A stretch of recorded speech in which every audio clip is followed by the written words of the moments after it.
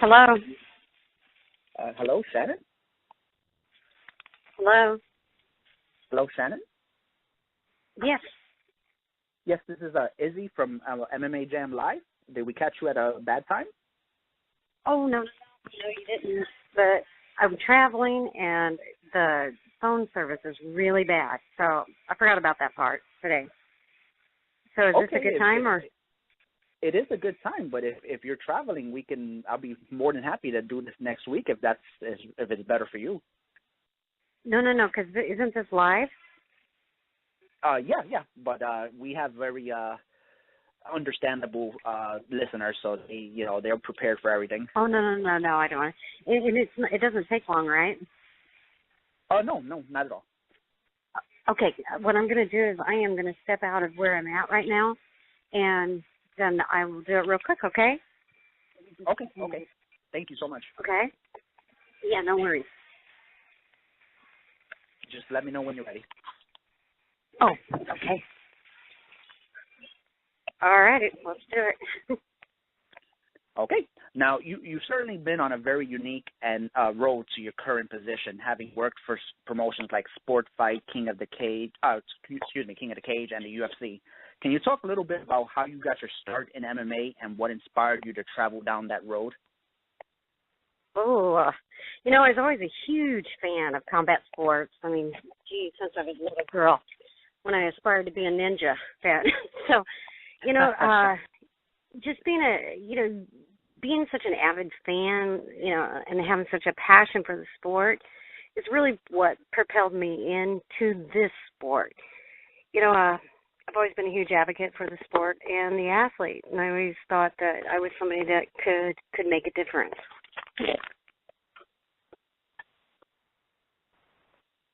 Are you still there? Did we lose you?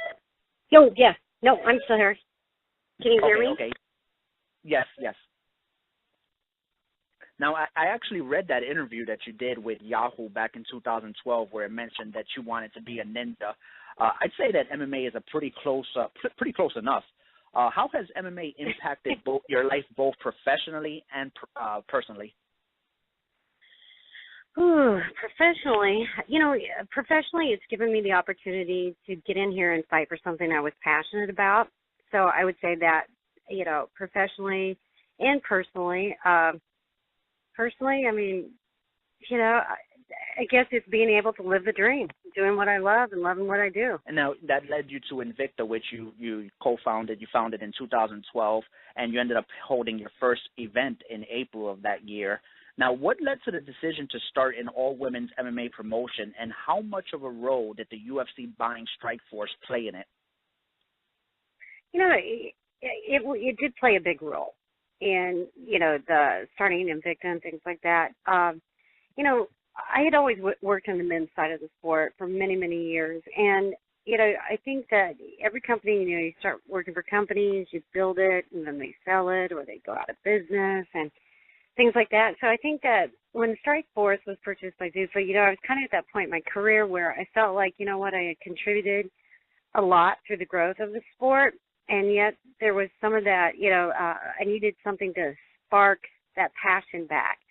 And, when the women started, they were really concerned, I guess would be the best word, concerned with what was going to happen to them, feeling that the UFC would not, bring women into their organization.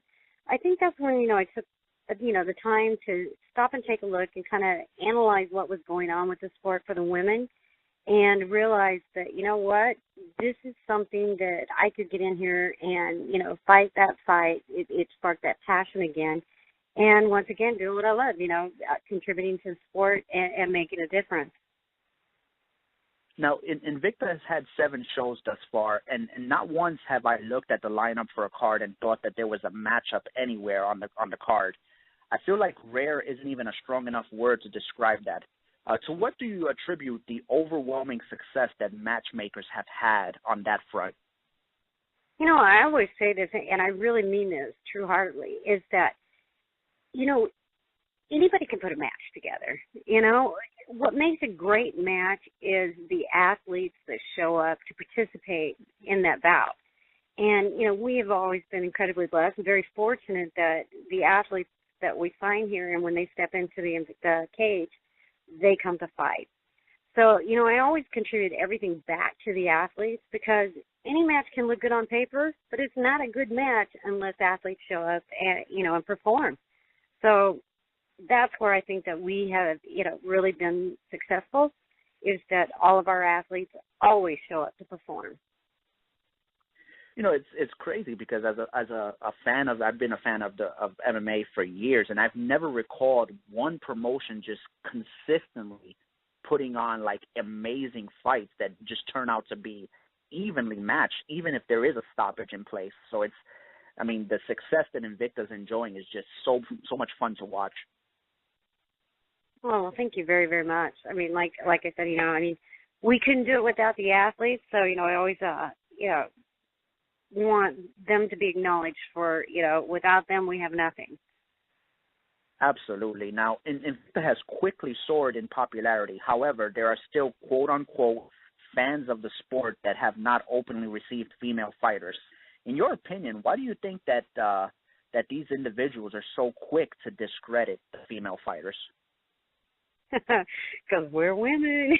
It's still a male society. It's still it's still G.I. Joe, not G.I. Jane. You know what I always say to them? If you're truly a fan of this sport, and if you are a fan of the sport itself, then you can't be gender biased. These women are trained in the same way. Sometimes they're more often than not outperforming. They're technically sound. They put on great performances. How could you not enjoy, watching the sport, whether it's female or male? I think that should be an official slogan for women's MMA. How can you not enjoy this? Well, that's the way I look at it. Anyway, and I was old school, there were times when they would come to me throughout my career and they'd want to put women on the card, and I would fight that you're not taking that spot from one of my male athletes. But you know what? The women changed my mind, and trust me, I'm very old school. If they can change my mind, we have the power to change everybody's mind. So I think that people that are naysayers or sit on the fence and they're not sure, I think that, we don't have to sell them. All they have to do is tune in. They tune in, and I guarantee you they will enjoy the show and they'll walk away with a different opinion. It's amazing that you say that because, I kind of at first when the topic of women's MMA would come up, I felt like, hey, look, and I'll be honest with you, everybody knows this by now, that I felt like it was hard for me to watch two ladies, hit each other. I wouldn't say it was an old school mentality. It's just it goes back to my family orientation where I'm so overprotective of the ladies in my family that I couldn't even, I couldn't think of the concept of, I couldn't really think of two women fighting each other. It just bothered me. Now that's definitely not the case, but I can definitely relate to something like that. But the way you're looking at it is fighting each other. This is a sport. It's a competition. Yes, that word fight, it's combat sports, but, it is a sport. And as long as these athletes are matched up well, and whether it's male or female, I've seen many male fights that I just cringe holy moly, who did this kind of thing. And as long as a matchup, if they are matched, evenly matched up, which makes for a great, fight in the first place, then you don't see that stuff that, makes you cringe and want to cover your eyes and that kind of stuff. So, for me, it's always been a sport, and, I just think, we're seeing women compete now in weight classes that they belong in. We're not seeing the mismatched, matches that make us cringe. So, I think that, people just have to look at it, that it's a sport and it's not a fight where you go out in the street and you're brawling and, there's no rules. There's no one there to stop it. There's no one to ensure someone else's safety and that kind of thing. I think when you look at it differently and kind of take that word fight away, then I think it's much more palatable for most people. And that's exactly why Invicta has sold me on this, is the fact that it's like you mentioned, it's just a competition. It's safe. It's not a fight. It's not just a fight. And that's exactly what, Invicta has sold me on women's MMA. Yeah, no, I mean, that's kind of how I've always viewed it. But yeah, I wouldn't have it any other way. I mean, safety first. I wouldn't expect anyone to get in there and jeopardize their welfare and being just to sell a ticket. You want to make sure that it's matched well so that it's safe for them, but also so it's something we all want to see. Just, instead of covering our eyes and going, oh no, that kind of thing. Now, Invicta's first 7 shows came in a span of under 20 months, well, with no gap being larger than 5 months. Invicta 7 was back in December, nearly 8 months ago. Mm-hmm. I personally know some fans that were beginning to worry about the future of the promotion. How difficult, if at all, was that period of time? Difficult. Well, there were internal changes, and I'm a person that doesn't think that you should be out there doing business if you're not in a healthy position. I didn't feel like we were healthy. I needed to make some changes, internally, and kind of revamp and restructure.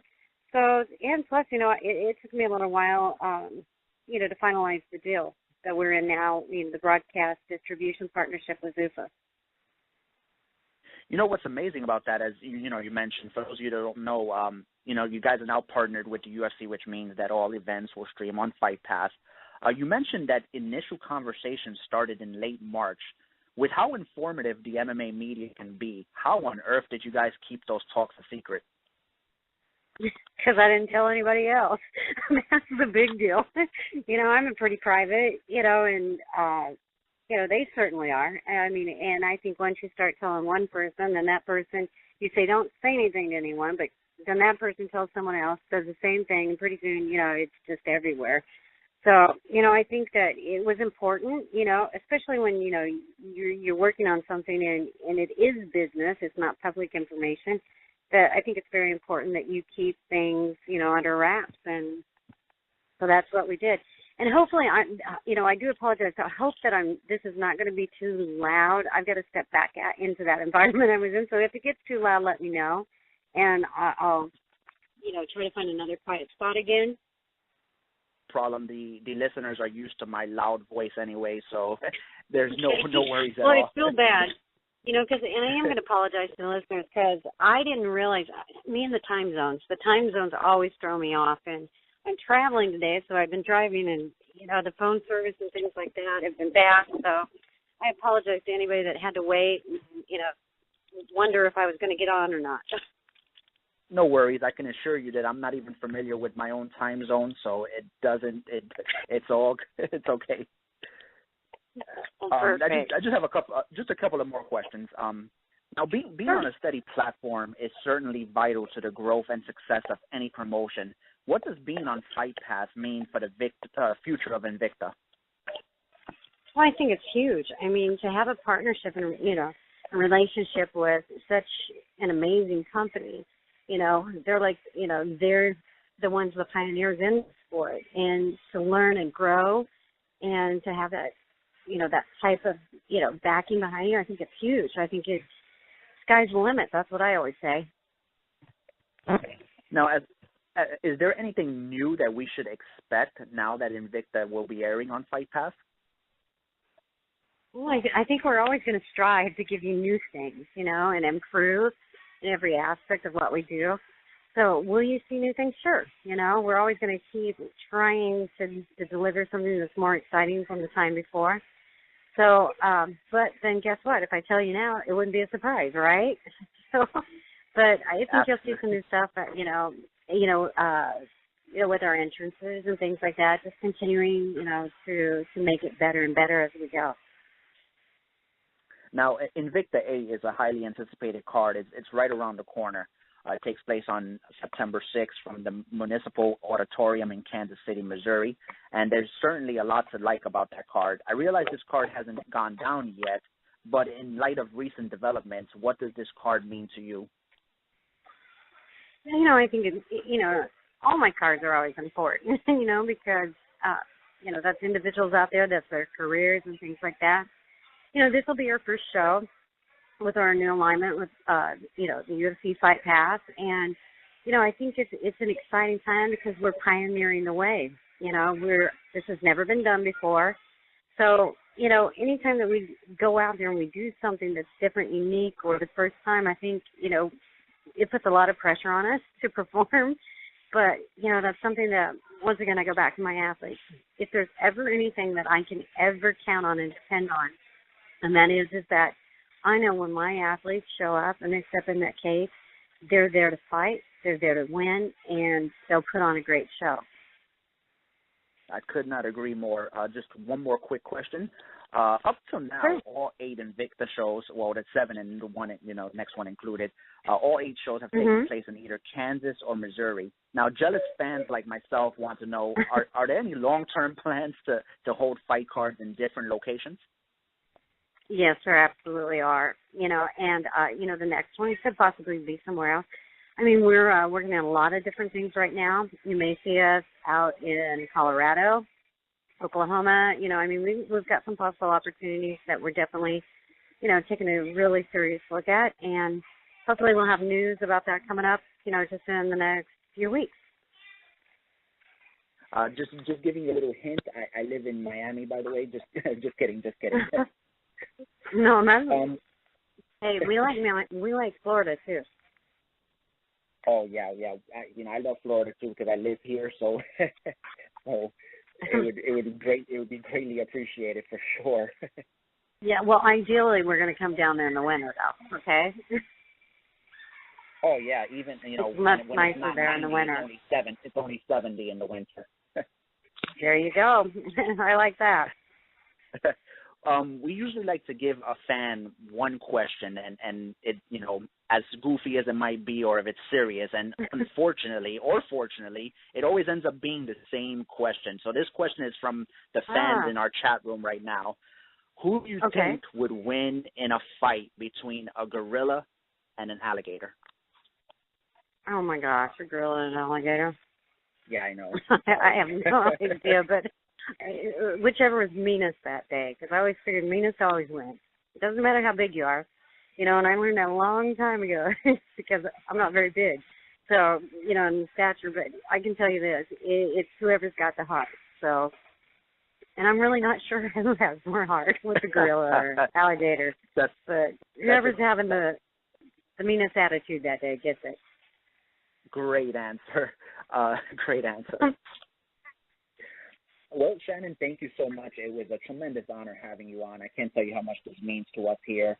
On behalf of the entire MMA Jam family, we thank you for all the contributions you've done, for MMA, women's MMA, for just MMA in general.